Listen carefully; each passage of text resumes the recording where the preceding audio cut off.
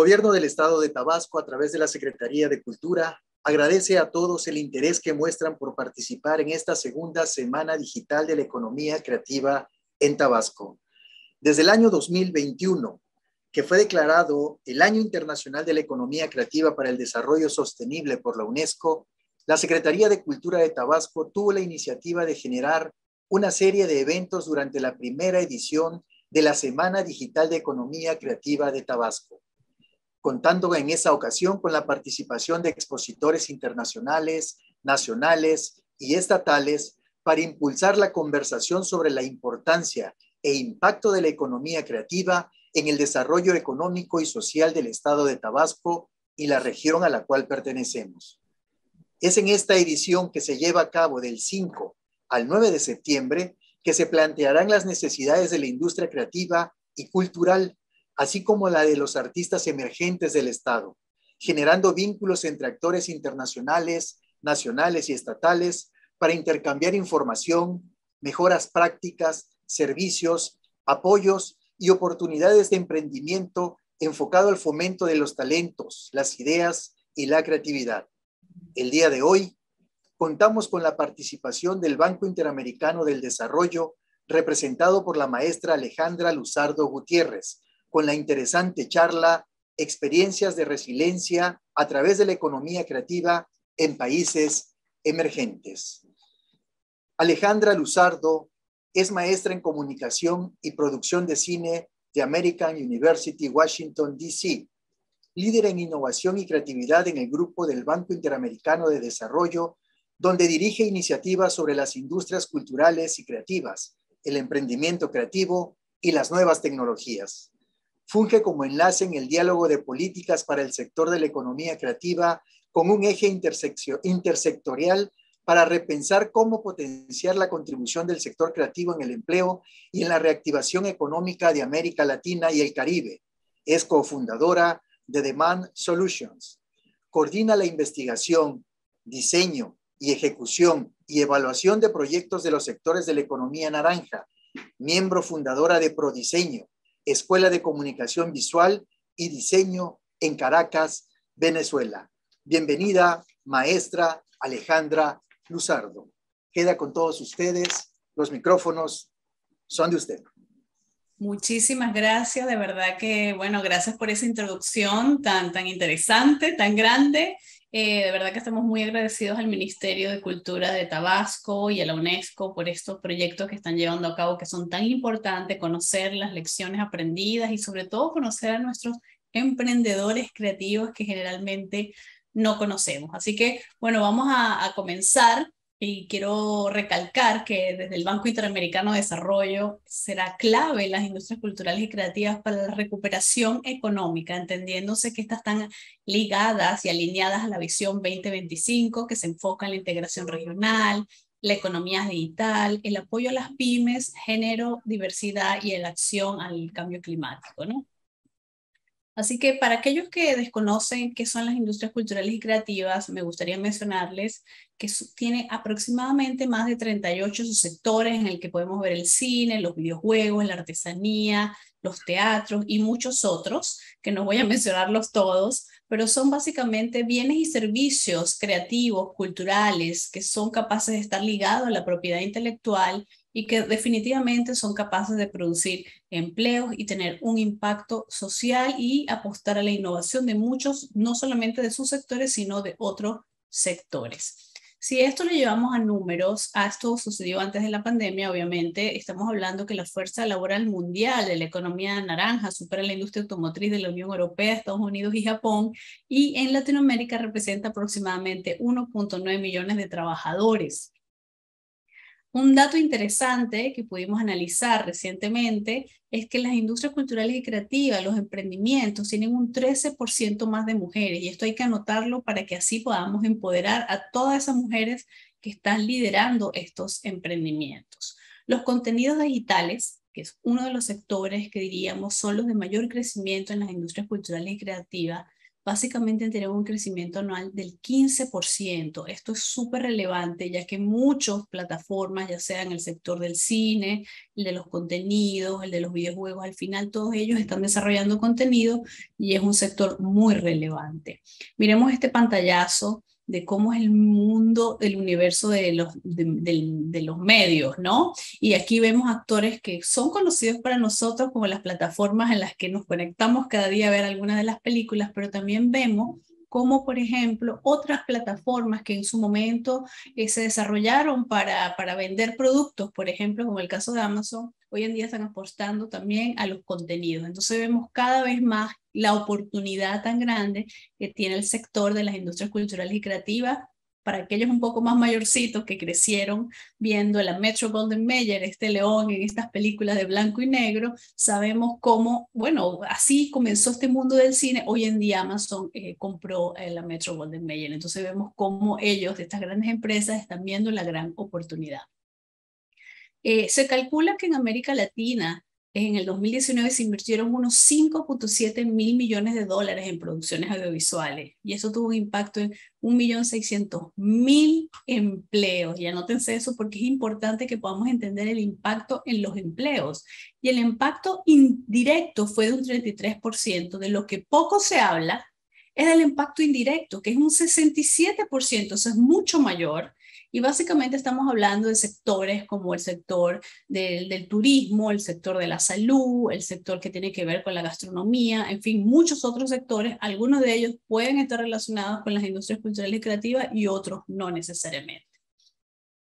La cultura y el entretenimiento es algo que para muchos de ustedes que, bueno, que pasamos por esta y que todavía seguimos dentro de esta pandemia de COVID, sabemos que el 67% de los millennials paga por uno o más servicios de contenido on demand. Entonces, creo que ahí también hay un gran interés para capturar este grupo de personas jóvenes.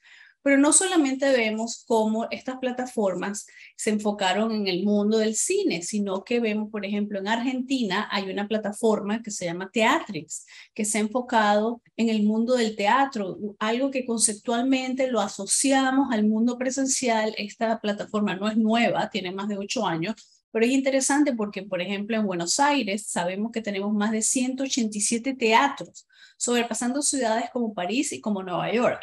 Y entonces aquí hay una gran oportunidad de que nuestros emprendedores puedan también apostar de una manera diferente a poder posicionar estos contenidos en el mundo, como el caso de Teatri, que ya está en Brasil, México y Estados Unidos.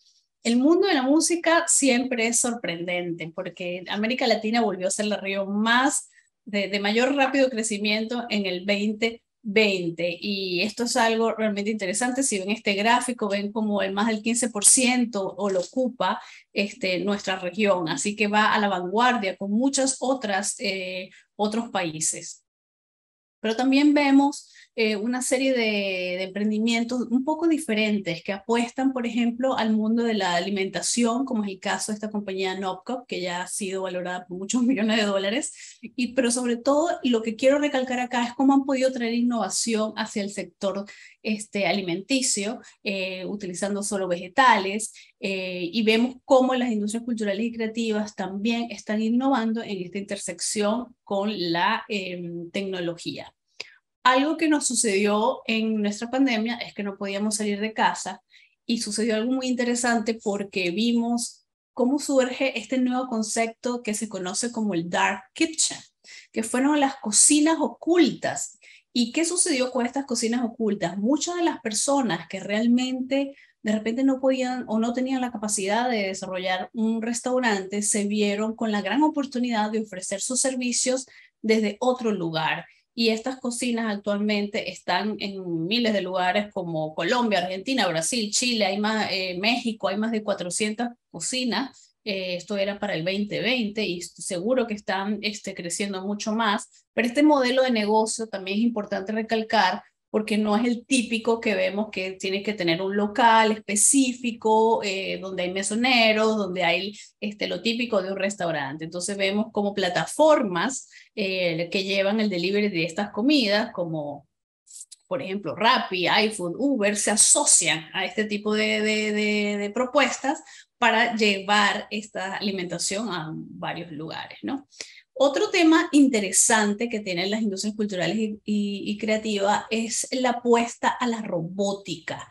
La robótica es algo que está llevando a la vanguardia en la salud, la fabricación de drones. Vemos como muchos emprendedores hace muchos años ya estaban imprimiendo 3D, prótesis para personas, para animales, pero también vemos como hay una solución que se llama Tommy 7, que básicamente es un robot que funciona como asistente a un profesor para zonas lejanas en Colombia donde no hay conexión de internet. Así que los robots van a ocupar un espacio muy interesante. En este caso son industrias culturales y creativas, pero que impactan al sector educativo o puede ser al sector de la salud. Otro ejemplo de estos robots es Kiwi. Este emprendimiento principalmente me encanta porque lo hemos destacado en el libro de las tecnocreativas, y cuando surgió, cuando los destacamos, obviamente estábamos lejanos de la pandemia, y básicamente sí, funcionaba para hacer deliver en una universidad, para llevar la comida a los estudiantes, y era manejado desde Colombia y está en Estados Unidos, pero fíjense lo que sucede cuando comienza la pandemia. Este robot se hace súper conocido y tiene un partner con Shopify para llevar estos alimentos a muchos otros lugares. Entonces allí, como vemos, otra introducción de innovación desde el punto de vista de la robótica. Un tema fascinante tiene que ver con todo lo que es los NFT en el arte. Muchos de nosotros de repente éramos artistas frustrados, o muchos artistas muy reconocidos, como en el Caribe, por ejemplo, no podían vender sus obras de arte porque no conocían ese intermediario, algo que ha hecho los NFT, que básicamente es a través de blockchain, es poder saber quién compra sus productos y siempre recibir una regalía. Y esta plataforma, a pesar que se desarrolló hace mucho tiempo, es ahora que de alguna manera se ve un uso para el mundo de las artes, y creo que va a tener un uso aplicado para muchas otras sectores, tanto creativos como no creativos. Vemos, por ejemplo, vimos al principio del 2021, en marzo, casualmente, un NFT vendido por 69 millones de dólares, o la primera criptoartista colombiana que vendió todas sus obras de estreno en menos de 24 horas. O sea, se está convirtiendo en un fenómeno.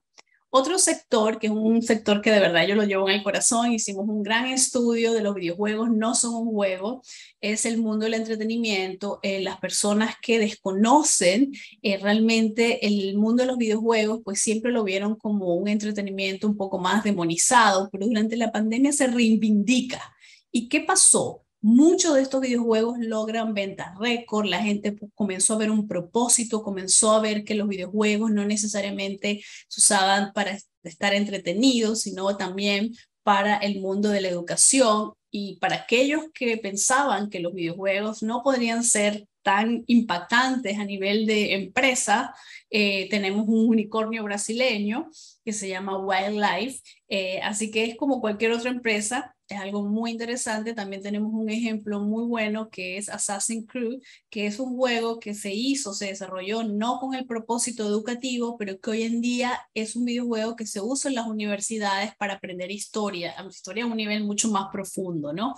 Por su realismo y por el trabajo que han hecho los antropólogos para el desarrollo de este juego. Entonces vemos también cómo otros sectores se suman al sector de los videojuegos para el desarrollo de esto. Las industrias culturales y creativas también traen a los sectores creativos y a otros, como ya les he contado, con la robótica, etcétera, nuevas tecnologías. En el caso de los videojuegos, básicamente este programa que se llama Unreal Engine se construyó para eso, para videojuegos, pero hoy en día vieron la tremenda oportunidad de desarrollar estas nuevas tecnologías para la producción del cine.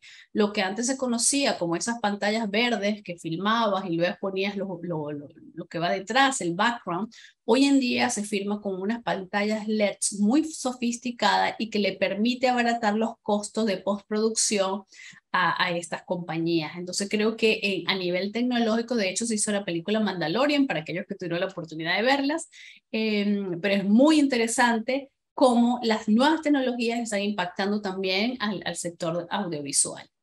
Volviendo al tema de los videojuegos, aquí vemos cómo América Latina ocupa el segundo peldaño de crecimiento, y además es un sector mucho más potente que el sector del cine y de la música en términos de revenue.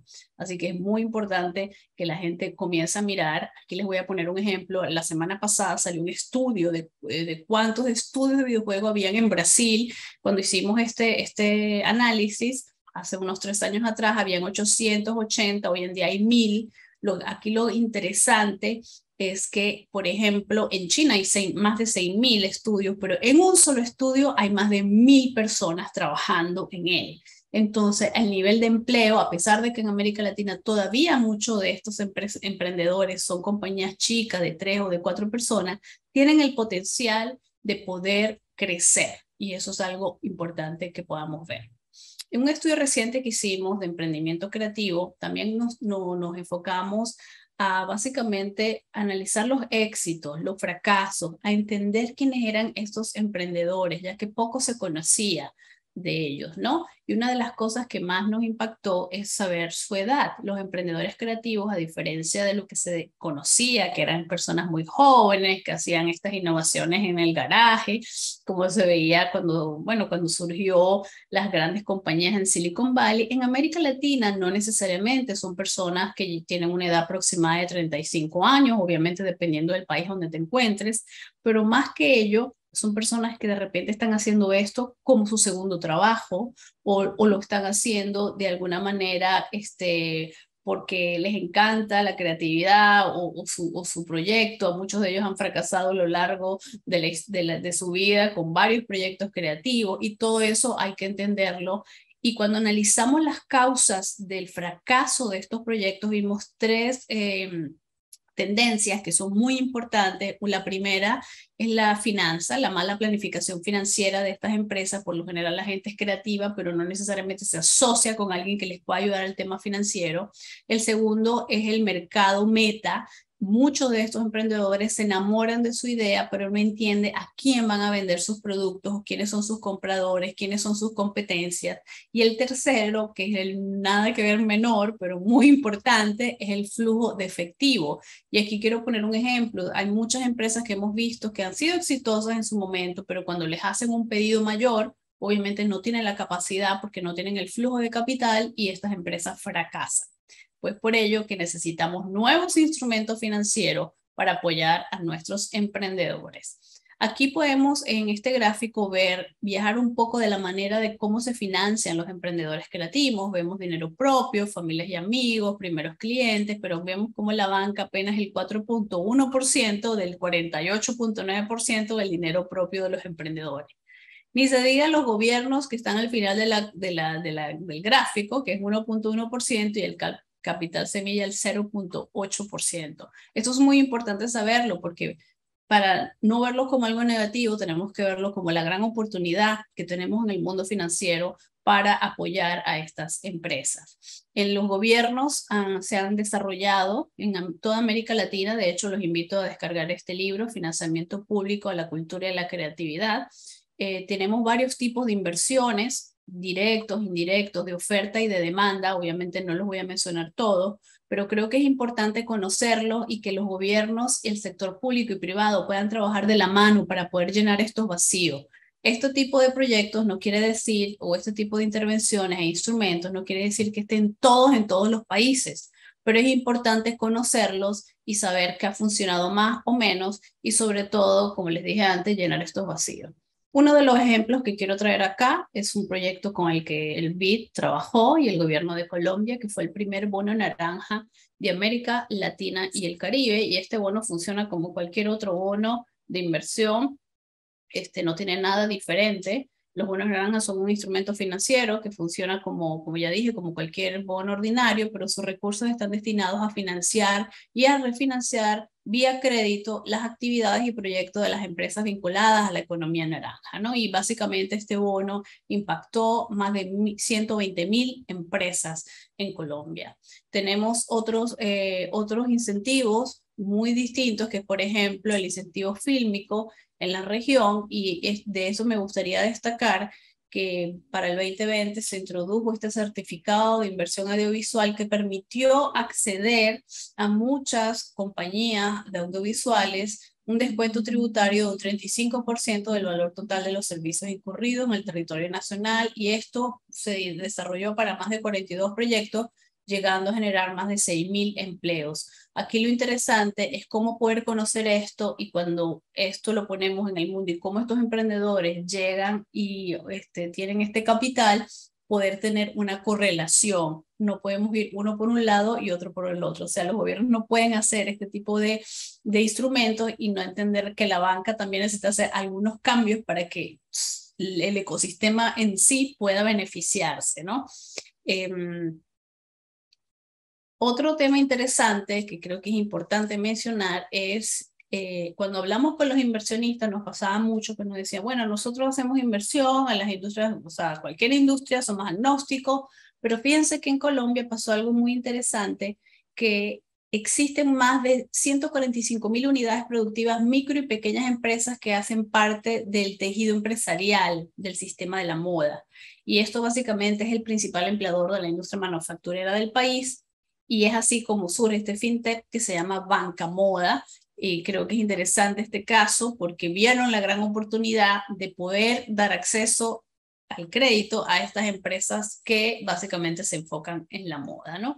Y como este ejemplo, hay muchos otros. Tenemos los vouchers de innovación que hizo el gobierno de Uruguay, que fueron muy interesantes. Estos vouchers de innovación te permiten, de alguna manera, a muchas empresas que no son de las industrias culturales y creativas acceder a diferentes empresas creativas, ya sea para su publicidad, para su imagen, para diseño. Y esto lo que sucede es que hace un intercambio de conocimiento dentro de estas empresas. En el caso de Paraguay, que es Creabono, fue muy interesante porque hace unos 5 años el ecosistema paraguayo era un ecosistema bastante incipiente, y debido a todos estos vouchers que se crearon y bonos, podemos decir que ya estamos viendo cómo películas que se desarrollaron de alguna manera a través de este bono ya están concursando en festivales internacionales. También tenemos la financiación colectiva, que todo el mundo, bueno, la mayoría de la gente conoce el Kickstarter, que básicamente tú pones tu idea y puedes capturar plata que la gente está apoyando lo que quieres desarrollar. Esto se hace mucho para los sectores creativos, pero también tenemos otra como el Brota, que es una compañía en donde tú puedes invertir en estas empresas. Algunas son creativas y otras no, pero es otra forma de inversión. Y tenemos un fondo de capital que se llama Screen Capital de Chile, que se enfoca en dar crédito o financiamiento a empresas que ya tienen contratos con plataformas del mundo audiovisual, ¿no? Así que, bueno, quiero repasar un poquito para que también veamos el impacto negativo de las empresas culturales y creativas, que es muy importante que los conozcamos. Hubo pérdidas más del 80% de la mitad de las empresas del sector creativo, y sobre todo los que sufrieron más fueron aquellos que están ligados a los trabajadores autónomos con escasa protección social y económica. Pero también vimos algo muy interesante, que durante esta pandemia tuvimos un impacto positivo, que fue la acelerada digitalización de los bienes y servicios. Y esto es algo que no nos esperábamos. Aquí podemos ver los sectores creativos con mayor pérdida. Obviamente están las actividades culturales y entretenimiento, las que lideran esto. Pero también vimos que hasta los mismos medios tuvieron pérdidas durante la pandemia. Importante tomar nota que los trabajadores más jóvenes pudieron teletrabajar más del 50% de sus horas, que el doble, o sea, básicamente el doble de los trabajadores con más años o de mayor antigüedad, ¿no? Y con la conexión de Internet también hizo una gran diferencia, por eso es tan importante poder tener la conectividad para estas empresas que usan software bastante sofisticado, sobre todo aquellas del sector audiovisual, los videojuegos, etcétera, ¿no? Y la acelerada digitalización se vio mucho, y aquí en este gráfico lo pueden ver. Antes del COVID teníamos empresas que eran un 38% digitalizadas, y en la respuesta del COVID pasamos al 56%. Y las artes y las actividades culturales y de entretenimiento fueron las que realmente doblaron sus servicios creativos a través de la tecnología. Y nosotros aplaudimos este esfuerzo tan grande que han hecho, sobre todo los museos, para poder seguir permaneciendo durante el COVID, ¿no? donde las empresas innovaron más, haciendo, bueno, con nuevos servicios, con nuevas estrategias de negocio. ¿Se acuerdan cuando les dije la causa del fracaso de estas empresas? Bueno, poder ver que tienen nuevas estrategias de negocio, la mejora en su producción, nuevos productos y nuevo software fue la causa de mayor, básicamente, innovación durante el COVID, ¿no? Y es importante resaltar que las empresas creativas suelen tener un índice de innovación más alto que otros sectores económicos. Acá quiero parar para contarles algo que nos sucedió y que parece que es muy importante tomar nota, sobre todo los gobiernos, que es qué instrumentos de política pública son necesarios para salir de la crisis. Y solamente me voy a detener en uno, que es el de contratación pública. A diferencia del gente por lo generalmente piensa de que los artistas o los creativos quieren más fondos o no reembolsables o subsidios públicos, ellos en realidad lo que quieren es que exista más contratación pública. Y esto es algo para evaluar, para asegurarse que contratación pública se entiende para ellos y que hay una sintonía entre estas industrias con lo que están ofreciendo los gobiernos.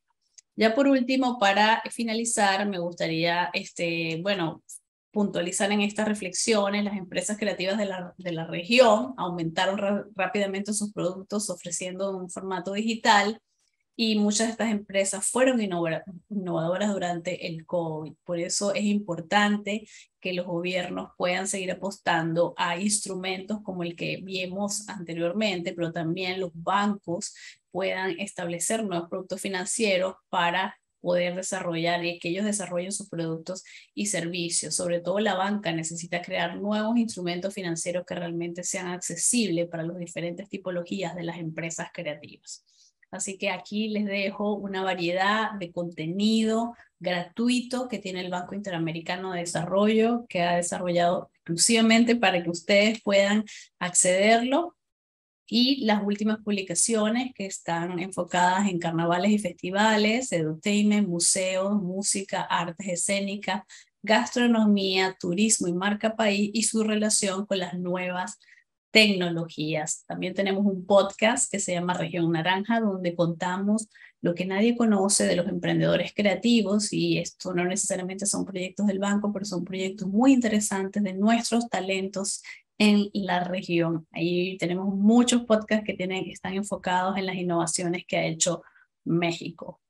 Así que bueno, muchísimas gracias. Gracias, maestra Alejandra Luzardo. Efectivamente, nos ha llenado de una vasta información, un recorrido muy interesante, iniciando de la importancia que debemos tener de conocer a nuestros emprendedores, pero también el hecho de que estos emprendedores, estos creativos, se den a conocer de manera efectiva. Y me parece a mí que el enlace entre esos dos polos está en lo que usted puntualizaba, en la debida planeación y o programación de su negocio. Si de origen el creativo no logra planear adecuadamente su visión, me parece que, aunque tenga, salvo su mejor opinión, claro está, aunque tenga el recurso, los enlaces, un buen producto, no va a lograr concretar con éxito esa creatividad, esa idea, ese sueño que, bueno, está buscando concretar, ¿no? Entonces, me parece a mí que lo puntual es, primero, sí visualizar el producto, sí visualizar el servicio o lo que tengamos en mente crear y llevar hacia el mundo, pero bajo unos cimientos bien establecidos. Y eso solamente nos puede dar una debida planeación, una estrategia adecuada, ¿no? A partir de ahí me parece que nuestra creatividad puede rendir buenos frutos. Si no, va a ocurrir lo que también usted puntualizaba, que vamos a vivir o vamos a estar viendo demasiados fracasos en el transcurso de estos proyectos, ¿no? Van a haber varios proyectos que se van a topar con dificultades y van a aparecer el Titanic. Grandotes son los sueños, pero se hunden muy rápido también. Entonces, la invitación sería acudir a todos estos textos, recomendaciones que el Banco Interamericano de Desarrollo tiene puesto para todos nosotros en el mundo de manera gratuita para conocer experiencias, hacernos de mejores herramientas y entonces sí ir con paso firme o con pie sobre tierra firme para generar un buen producto. Llama mi atención también esta ola creciente que hay del producto digital y alejarnos un poco de ese contacto cercano de ser humano con otro ser humano. Y esto sí llama mi atención y me voy a permitir hacerle una pregunta aquí, maestra Alejandra. El ser humano, por naturaleza, es un ser social, tiene que estar en contacto con sus semejantes, con sus iguales. Pero en este mundo, o en esta era digital, como se le llama, pareciera que el ser humano está volcándose a este mundo cibernético, valga el concepto, a este mundo de una pantalla, a vender a través de un link, a vender a través de una serie, te hago una transferencia. Y esa polarización, esos dos mundos o esas dos dimensiones, vamos a llamarle así, ¿qué tan afectivas son para la humanidad propiamente dicho? Había una teoría hace unos años que escuché que decía que el ser humano ya no necesitaba grandes casas con una sola habitación porque todos los servicios estaban afuera. Hoy pareciera que es al revés. Pareciera que necesitan un mejor establecimiento donde vivir porque todos los servicios le van a llegar a casa a través de un link. ¿Cómo podríamos contrarrestar estas dos teorías y enfrentarnos a esta nueva realidad que estamos viendo? Y sobre todo para nosotros que andamos de creativos tratando de generar nuevos productos. ¿Lo hacemos como lo hace Teatrix o lo hacemos con el teatro tradicional? Va. Sí, muchas gracias por la pregunta, muy relevante. Creo que no es ni una ni la otra. O sea, yo creo que vivimos en un mundo donde hay espacio para crecer, que la tecnología lo que nos ha dado es democratizar de alguna manera y dar a conocer productos que quizás nunca antes hubieran sido posibles verlos. Y estoy hablando desde vender una artesanía que estaba quizás en un pueblo X, que solamente conocían las personas de ese lugar y que hoy en día pues está en una tienda en otra ciudad, en otro país, ¿no? Entonces eso nos los da las nuevas tecnologías, el que la gente se entere y pueda ver y pueda de alguna manera incurrir a la demanda de estos productos.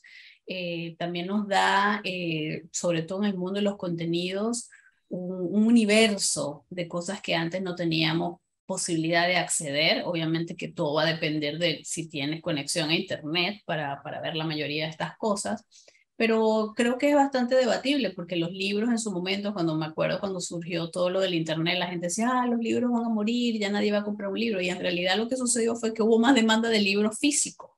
Entonces, así como la gente tiene miles de cosas que puede acceder gratuitamente, siempre quieren su libro físico. Entonces, yo creo que ni una va a matar a la otra.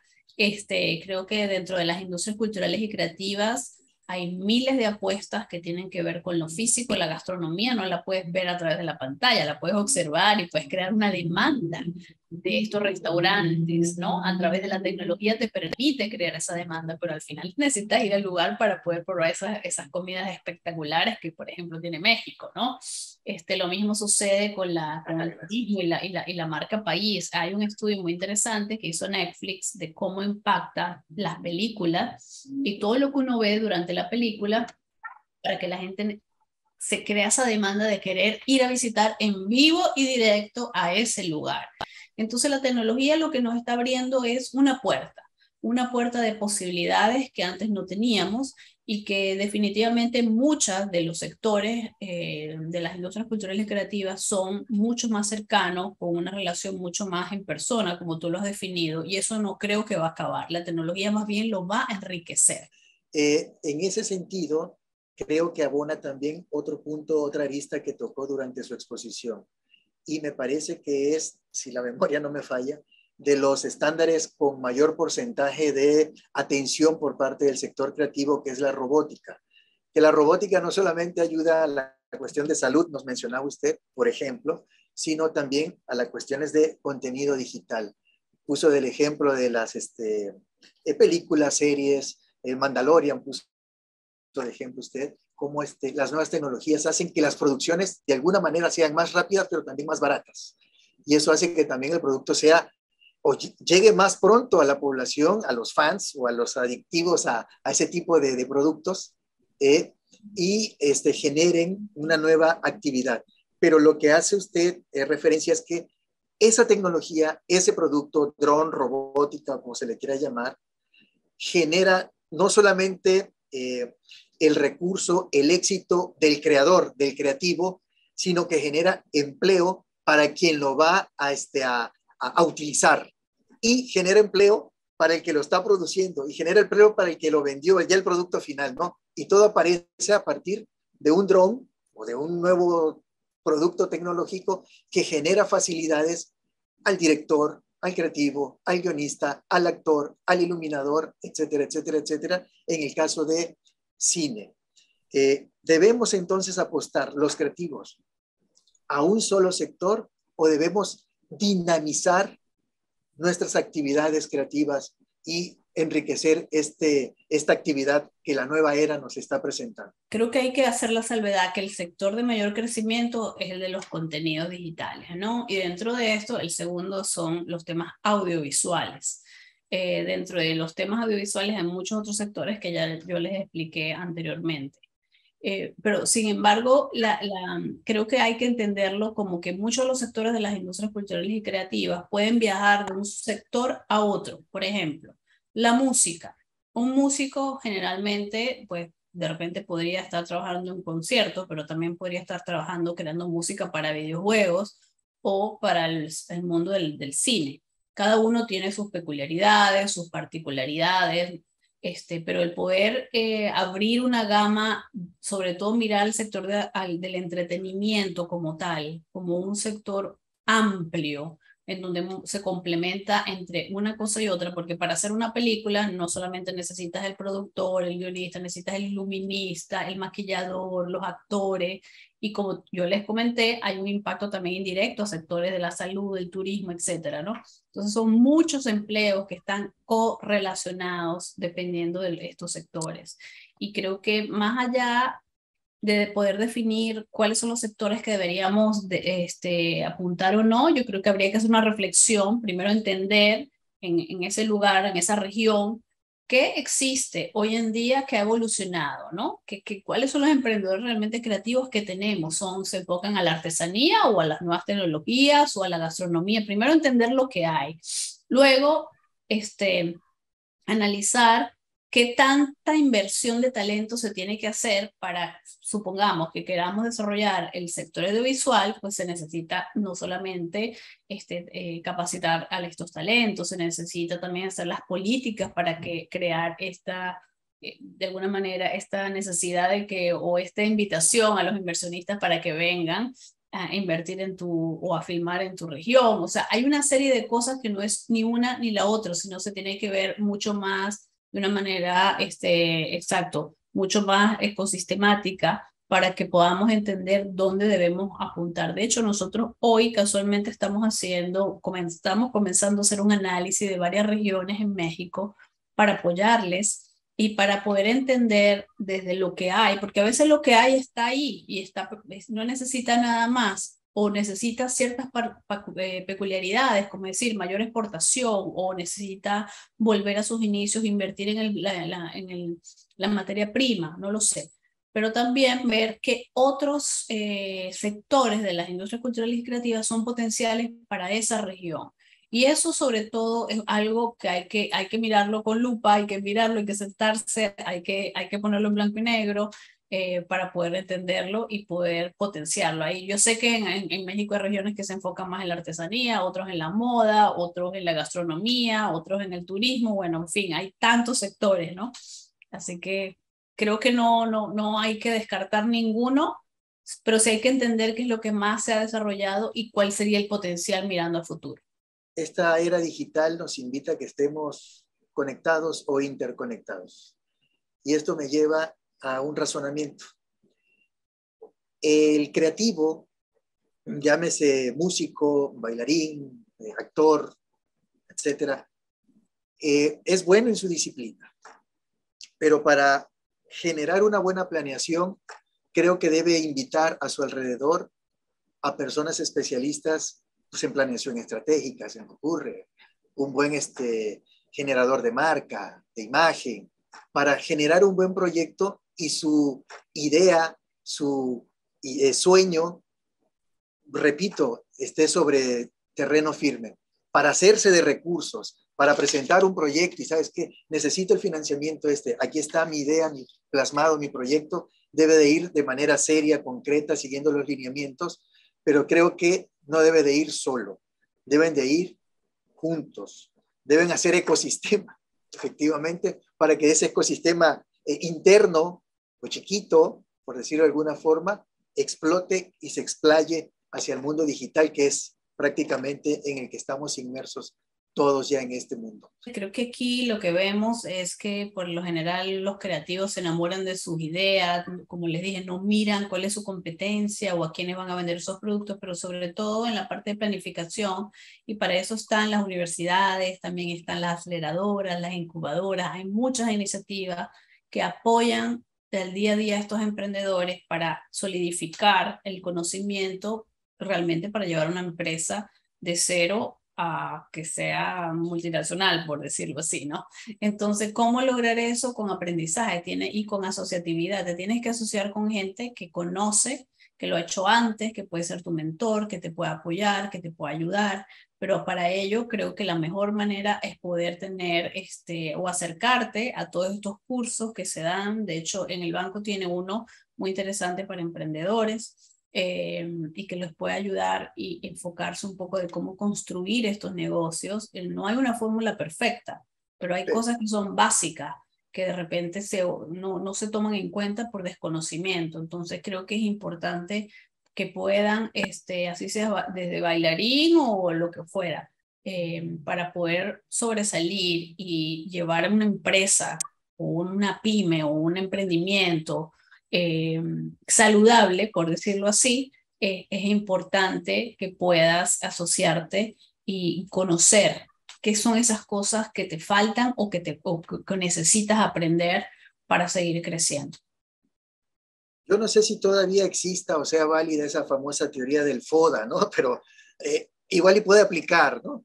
¿Cuáles son mis debilidades, mis oportunidades, mis fortalezas, etcétera? Yo creo que sería como un paso inicial, básico, quizás muy arcaico o antiguo ya, pero como para dar inicio a ver qué quiero soñar o qué estoy soñando y si es concretable, podría ser un buen inicio. Y bueno, acercarse con conocedores, decía usted, mentores, amigos o personas que han tenido experiencia y puedan traerte más y mejores datos, más y mejores herramientas de planeación y obviamente luego tú desarrollar tu sueño, concretarlo. Y también qué buscas, ¿no? O sea, ¿en qué cancha quieres jugar? ¿Quieres jugar en tu cancha local? ¿Quieres jugar en tu cancha regional, nacional o mundial? Porque cada nivel tiene su, valga la redundancia, tiene su nivel de complejidad y su requerimiento y las distintas disciplinas que debes de tener para enfrentarte a esos retos, porque ningún reto no es pequeño ni grande, ¿no? Pero sí son diferentes. Yo creo que lo más importante allí es poder entender qué problema estás resolviendo. Claro. Y al poder tener claridad en el problema que quieres resolver, eso te va a dar como una garantía de que hay una necesidad no solamente mía, sino una necesidad universal. Y siempre con una visión un poco más allá de tus entornos, ¿no? De tu región, entendiendo que estos problemas pueden ser aquí, en India, en Estados Unidos o en cualquier otro lugar, ¿no? Entonces, eso va a ser mucho más apetitoso tener una solución que se pueda aplicar a muchos lugares que una que solamente es tratar de resolver un problema mínimo en tu entorno, ¿no? Pensar en grande, soñar en grande. Realmente, tienes que pensar en grande. Así es. Maestra Alejandra Luzardo, le quiero pedir para dar final a esta hermosa charla que hemos tenido hoy, que nos dé un mensaje final a toda la audiencia que nos está acompañando el día de hoy. Un mensaje final a los emprendedores, a los creativos de Tabasco, de México y del mundo que nos ve. Sí, mira, yo te diría que lo más importante es ser resiliente, que el mundo se va transformando, que llegan nuevas tecnologías, nuevas visiones, nuevas formas de hacer un producto, ya sea creativo o no, pero esa resiliencia es lo que realmente le va a dar al individuo ese poder, esa facultad de poder resolver muchos de los obstáculos que sé que los emprendedores tienen el día a día. Así que esa sería como para mí mi recomendación y les deseo muchísima suerte y que siempre sigan aprendiendo. Muchas gracias, maestra Alejandra Luzardo. De esta manera hemos llegado al final de esta interesante conferencia, charla, plática con la maestra Alejandra Luzardo, a la cual le agradecemos de manera gigantesca, de manera universal. De igual forma, agradecemos a todos ustedes que nos ven la gentileza de su atención a través de las diferentes plataformas digitales de la Secretaría de Cultura del Estado de Tabasco.